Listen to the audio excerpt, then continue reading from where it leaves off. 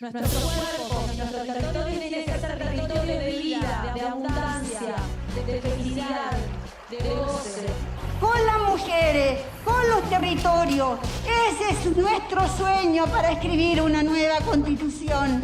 Mañum Pulamien, Marishiweu,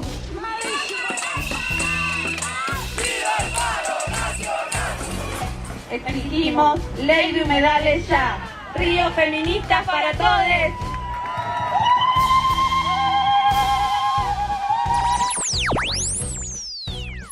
Volvimos para seguir mapeando los territorios en clave feminista. Las dinámicas de destrucción de los ecosistemas humanos y no humanos no entraron en cuarentena ni se aislaron, no se suspendieron ni se cuestionaron. Quema de humedales, incendio de bosques y desalojos son todos procesos conectados bajo una misma lógica, la del extractivismo. La extracción de valor que avanza sobre lo que deberían ser nuestros bienes comunes. Desde la defensa del cuerpo territorio y sus experiencias organizativas, los feminismos territoriales, indígenas, populares y campesinos cuestionan hace tiempo este modelo e inventan a diario otras formas de habitar, construir y fortalecer lo común, poniendo de relieve nuestra interdependencia. Desde el campo y la ciudad, con las voces de sus protagonistas, vamos a destapar lo que la pandemia nos dejó. ¿Qué son las lógicas extractivas? ¿Cómo se redefinieron en esta nueva crisis? ¿Qué nos aporta la perspectiva feminista para pensar los territorios, la soberanía alimentaria, la ciudad y el hábitat? ¿Cómo se actualizan nuestras resistencias en defensa de la vida y de la tierra? El colectivo Mapeo Feministas, junto al Instituto Tricontinental de Investigación Social, vuelve a ponerle voz a los episodios de la segunda temporada. Somos Maisa Bascuas, Josefina Rosales, Magdalena Rossi, Jeffy Rocco, Camila Barón y Ana Julia Bustos. Bienvenidos a Destapar la Crisis, un mapeo feminista de los territorios. Un mapeo feminista de los territorios.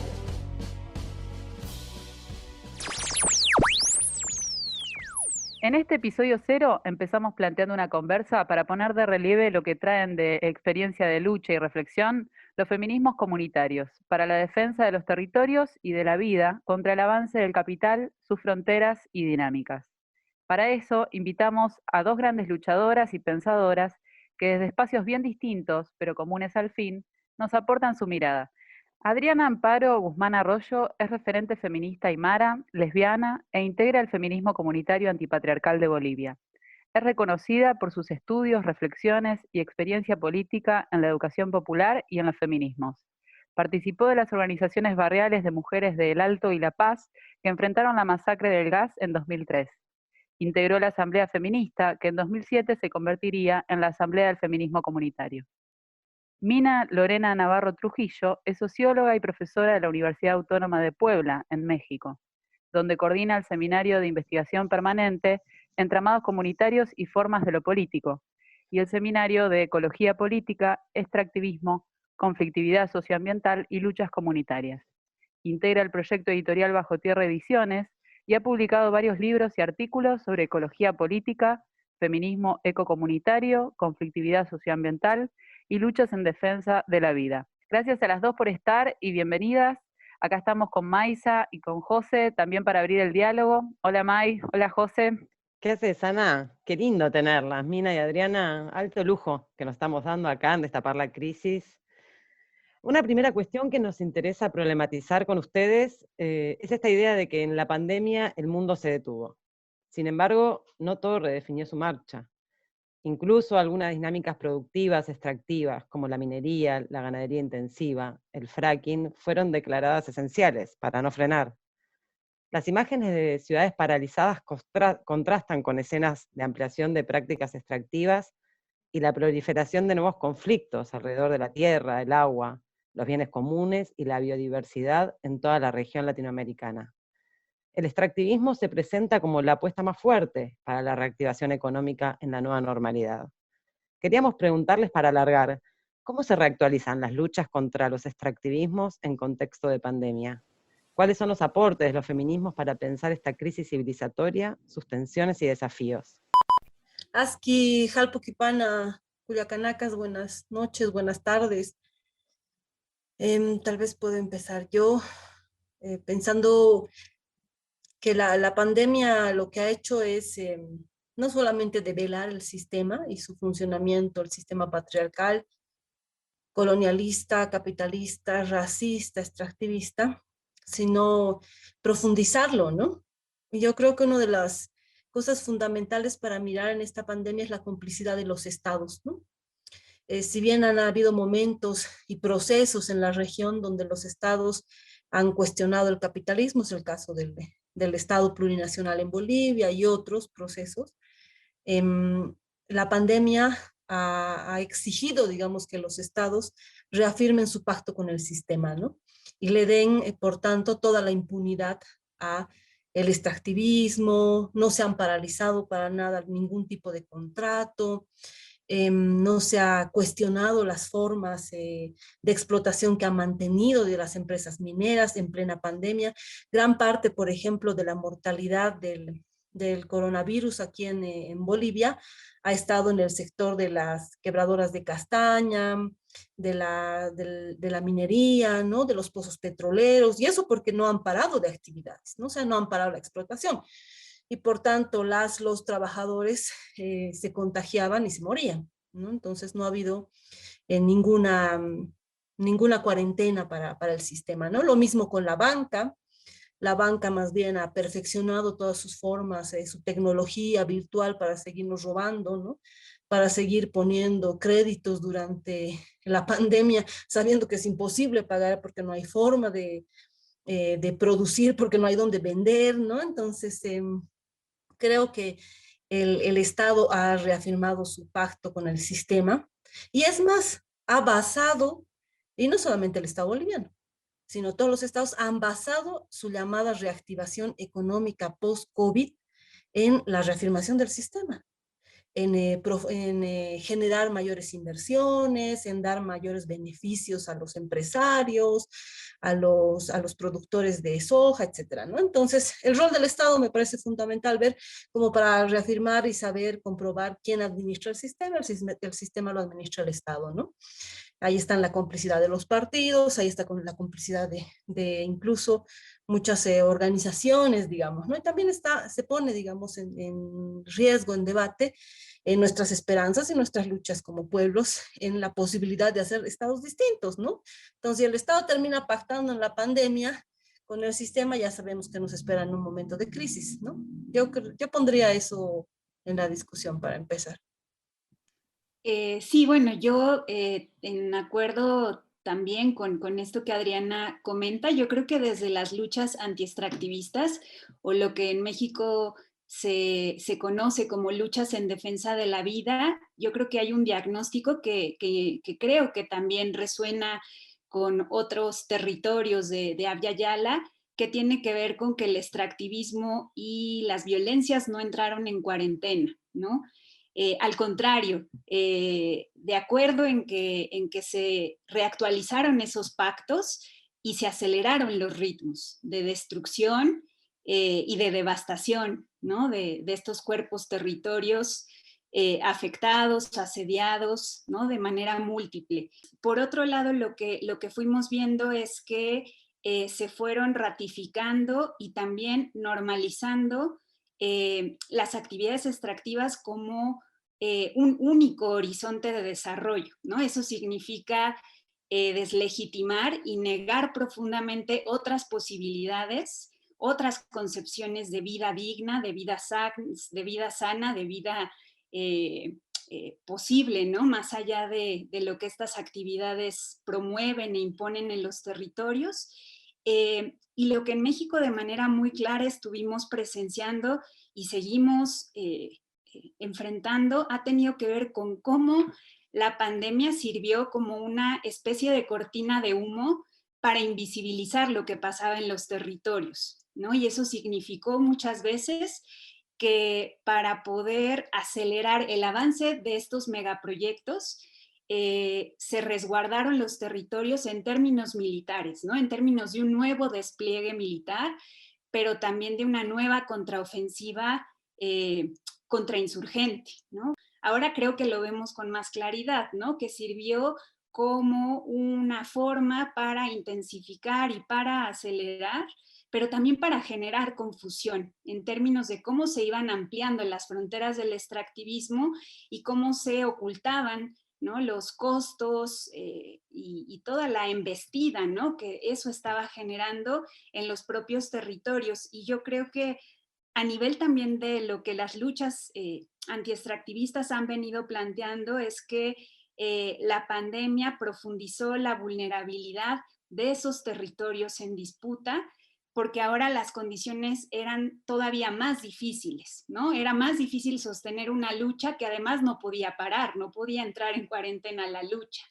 Entonces eso significaba en condiciones, ¿no?, de profunda asimetría, de mayor violencia política, tener que sostener una lucha a pesar de los contagios, ¿no?, a pesar de, bueno, todo lo que veíamos que estaba también ocurriendo en los territorios en términos de sistemas de salud colapsados, ¿no?, dificultades realmente para gestionar los efectos, ¿no?, de la pandemia, sobre todo en los meses más complejos, ¿no? Entonces, pues creo que lo que podemos ver, ¿no?, como a la luz de estos diagnósticos es que es cada vez más evidente este conflicto que se está viviendo, ¿no? Como se decía en el episodio pasado, este conflicto entre capital-vida, ¿no?, entre estos patrones que se imponen para reproducir al capital y los patrones que los propios pueblos, territorios están tratando de organizar para poner en el centro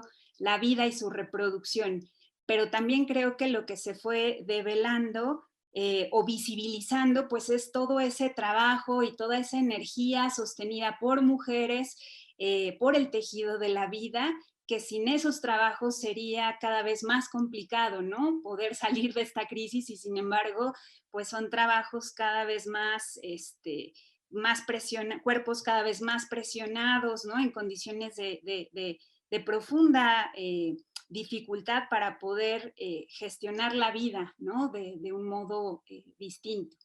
Hablaban del avance de las fronteras extractivas, de la aceleración de los ritmos de devastación y saqueo sobre las tierras, territorios, cuerpos, y justamente esa idea nos permite imaginarnos también otras formas, quizás más invisibles, en que los extractivismos operan sobre mujeres, lesbianas, travestis, trans, no binarias, mediante la extracción de riqueza concreta de sus cuerpos y sus tiempos. Al mismo tiempo vemos que son quienes protagonizan las resistencias al avance de la frontera del narco, el agronegocio, la minería, las hidroeléctricas y las madereras.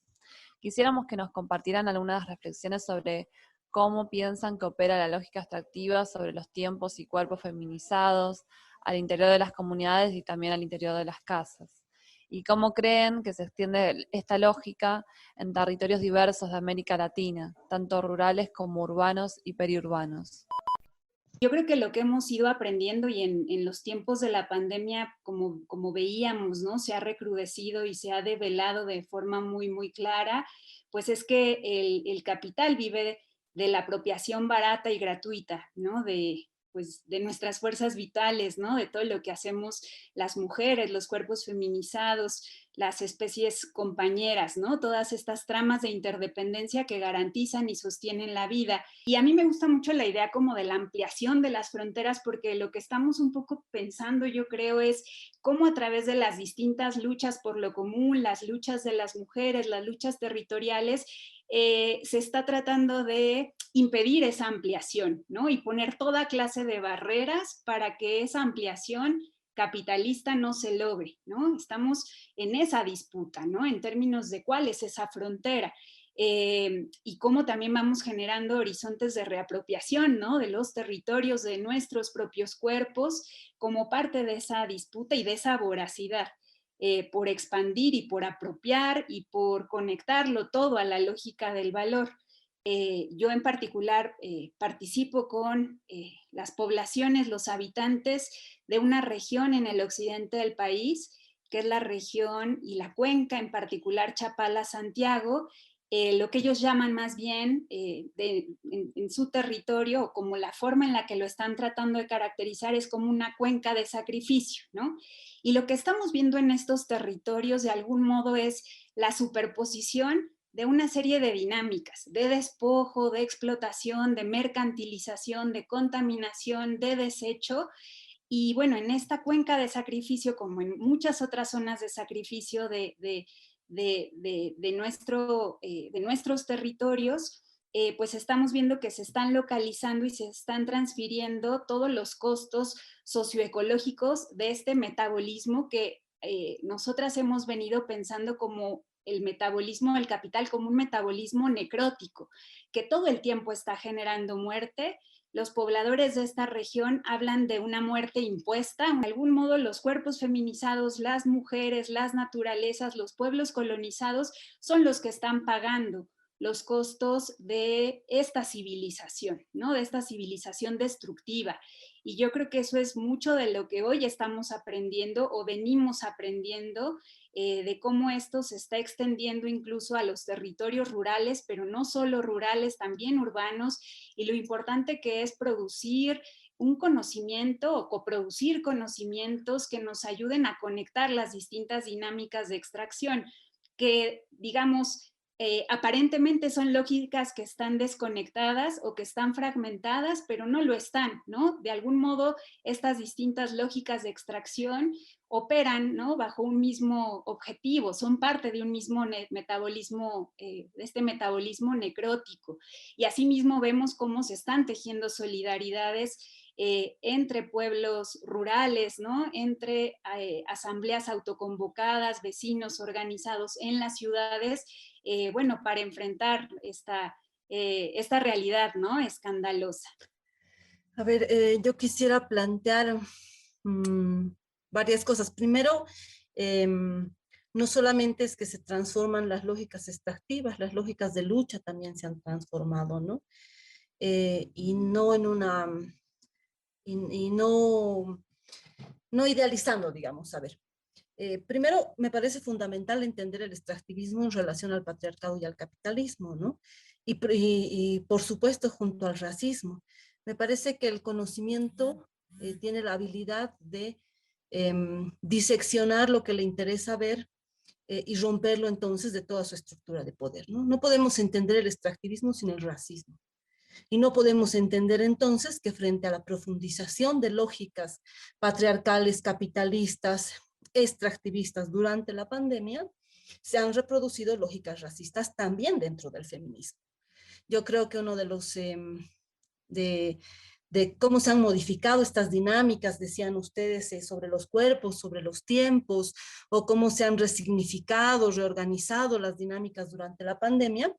Para nosotras en Bolivia, que además hemos vivido golpe con pandemia, golpe de Estado y golpe al pueblo con pandemia, persecución y criminalización durante una primera parte, ha sido, decíamos nosotras, un doble golpe además, porque nos hemos encontrado con feminismos coloniales, feminismos racistas y también con feminismos institucionales, que frente a una pandemia y a una cuarentena, un individualismo profundizado, no sabían qué hacer, pues, ¿no? Porque lo que hacen cotidianamente no se podía hacer. Y eso ha sido una profunda discusión, porque lo que necesitábamos nosotras era circular la comida, circular medicamentos, ¿no? Por la represión que había, pero además por también un acto de autonomía, ¿no?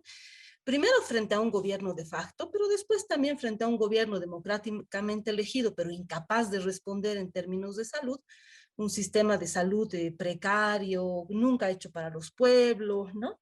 Entonces, ¿qué nos quedaba? Nos quedaba autoorganizarnos, nos quedaba poner en práctica eso que tanto ha discutido el feminismo, que se llama autonomía, ¿no ve? Que se habla mucho y se practica poco.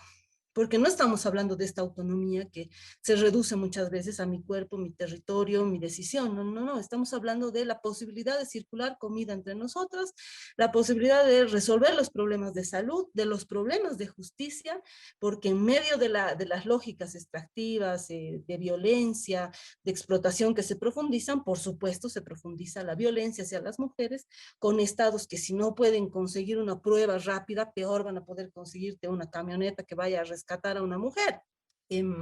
O discutir sobre la medicina ancestral, eso es algo que los feminismos, por lo menos aquí, no han mirado mucho antes, por estas lógicas coloniales, y nos ha servido entonces a nosotras para mirar más de cerca esto de lo que siempre hablamos, que es la memoria ancestral y la comunidad, ¿no?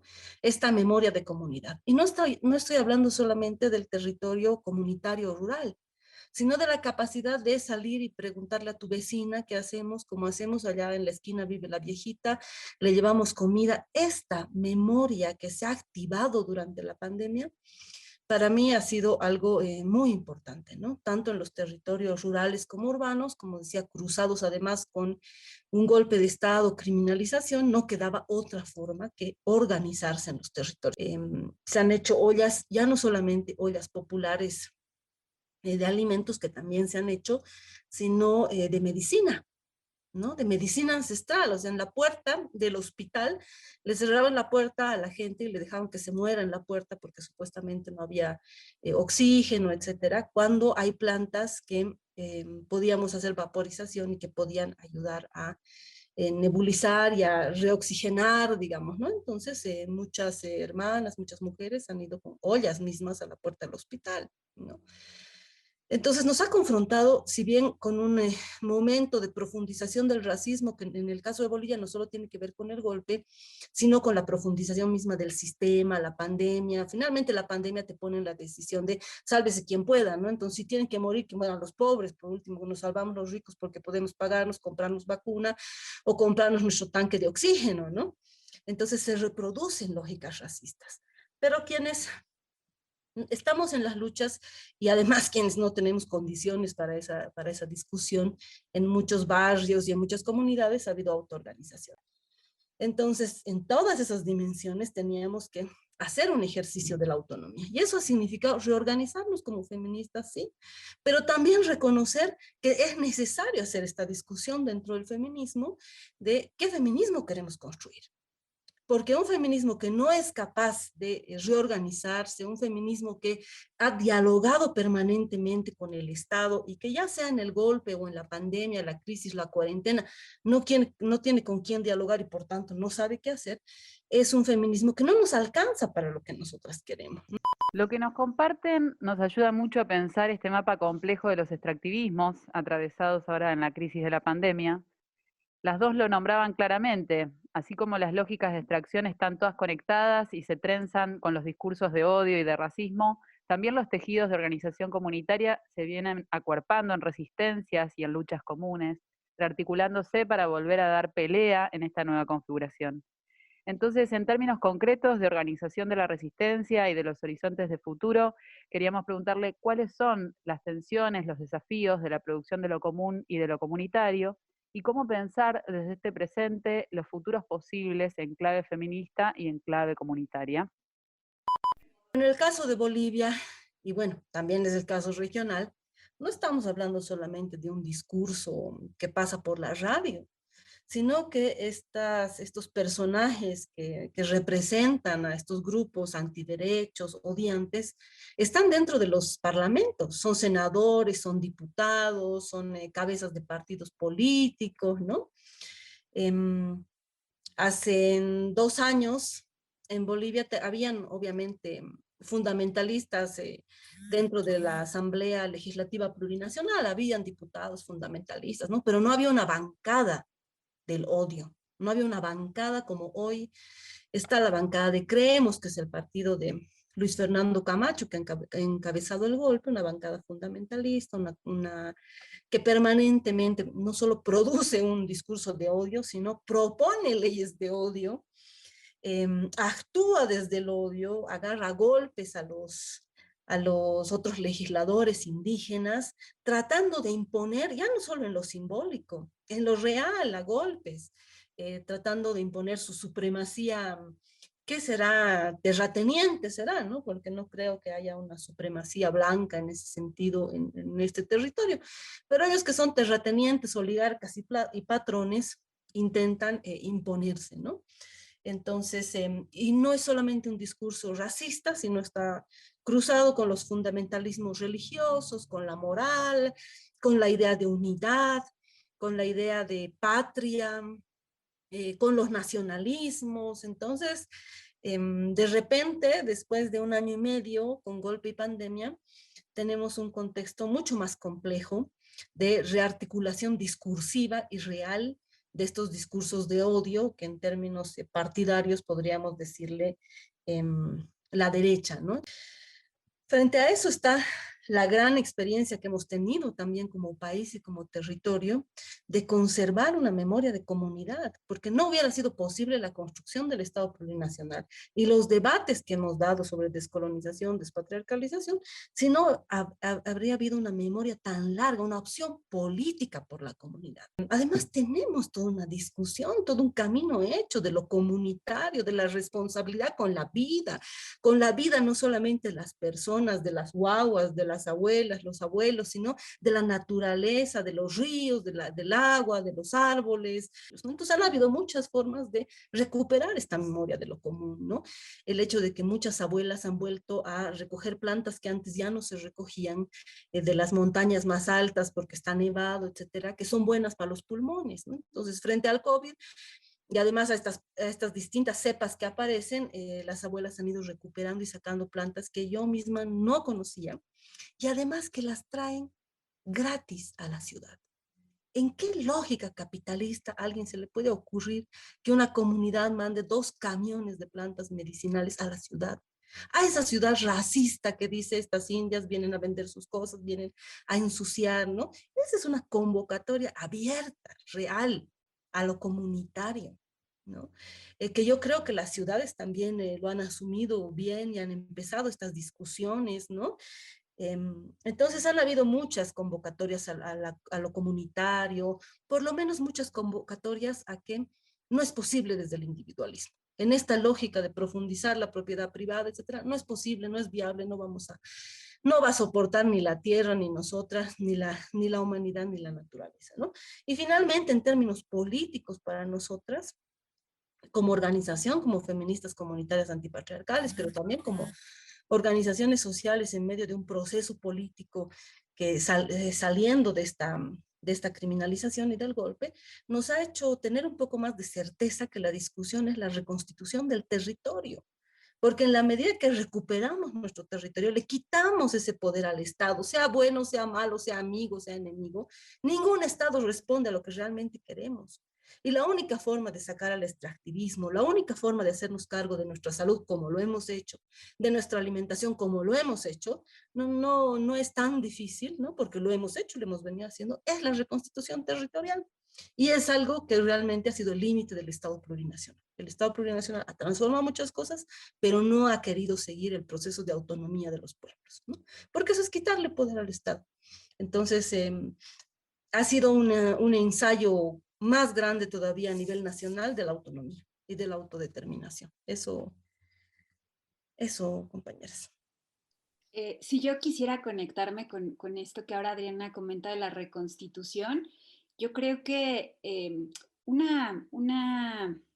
aprendizaje, ¿no? Que quizá desde las ciudades es cada vez más visible en contacto con otras experiencias indígenas, campesinas, comunitarias, es el asunto de cómo vamos generando estrategias, cómo vamos reactualizando conocimientos, saberes desde nuestros propios territorios de vida para la regeneración, pues de ese tejido de la vida que está dañado, que está necrotizado, que está fragmentado, que está fracturado, ¿no? Que está, pues bueno, donde las fuerzas vitales están extenuadas, ¿no? Nuestros cuerpos ya no pueden más y que creo que también con la pandemia el asunto de la regeneración, de la sanación, de cómo vamos recomponiendo lo dañado, me parece que es algo muy importante que al menos acá en México con muchas compañeras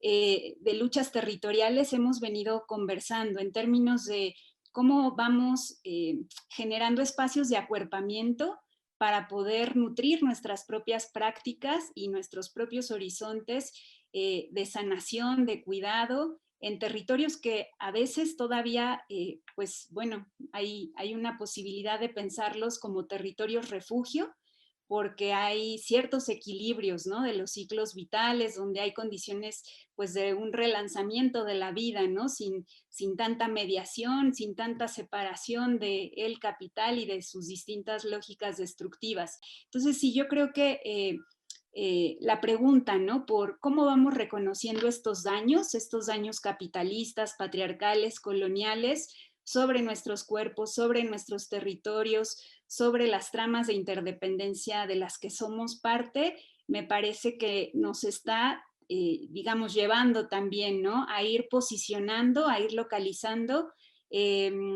ciertos saberes, ciertas prácticas de cómo vamos a ir de algún modo regenerando, ¿no? De modo parcial estos territorios afectados. Sigamos con el problema, ¿no? Que es, no podemos generar grandes soluciones, ¿no? Soluciones desde el control, porque esas son las soluciones que desde la ciencia moderna se han venido planteando, desde la tecnología, ¿no? Como también una herramienta del capital para controlar, para dominar, y seguir con el problema, quizás como la formulación a mí que más me ayuda, ¿no? Para no caer en estos optimismos falsos, pero tampoco en estos pesimismos donde todo se oscurece y ya no hay posibilidad de animar el deseo, ¿no?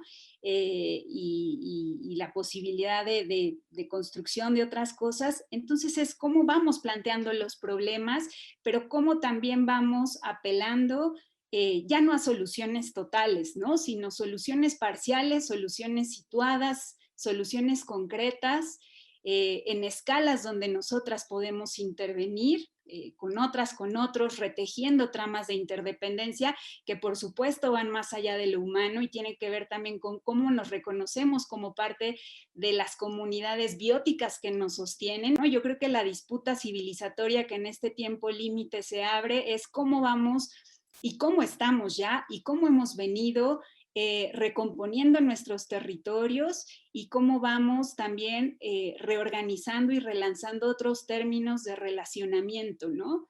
En estas tramas de interdependencia, donde los asuntos vitales pues no son los trabajos esenciales que desde esta narrativa estatal se nos imponen, ¿no? Como el extractivismo, como una actividad esencial, sino es totalmente desarmar eso y pensar en nuestras necesidades vitales, cómo nos vamos a alimentar con alimentos que no nos enfermen, ¿no? Cómo nos vamos a curar ya no mediados con los intereses de estas grandes farmacéuticas,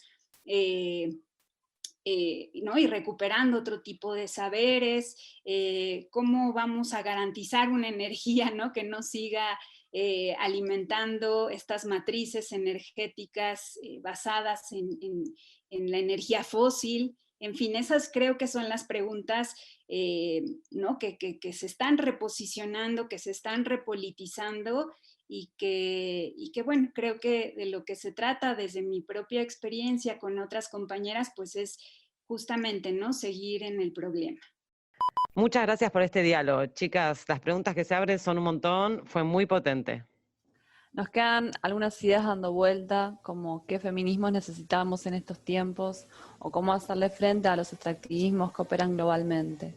Nos encontramos en el próximo episodio para seguir pensando. Esto fue Destapar la Crisis, un mapeo feminista de los territorios. Un mapeo feminista de los territorios. Destapar la Crisis es producido en Argentina por el Instituto Tricontinental de Investigación Social y ARG Medios. Este episodio fue conducido por Maisa Bascuas, Josefina Rosales y Ana Julia Bustos. Completan el equipo de mapeos feministas Camila Barón y Magdalena Roggi. El arte de Destapar la Crisis es creación de Dani Ruggeri. Hasta la próxima.